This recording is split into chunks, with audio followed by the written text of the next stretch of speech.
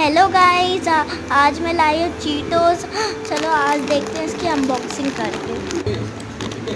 सबसे पहले इसकी अनबॉक्सिंग। अब मैं लाई हूँ नया बैग जो कभी भी नहीं मिलता, कहीं भी नहीं मिलता। अब मैं चीटोस की अनबॉक्सिंग कर रही हूँ।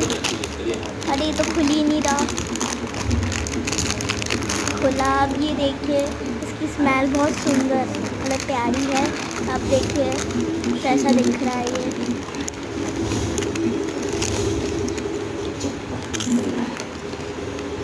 गाइस ये बहुत टेस्टी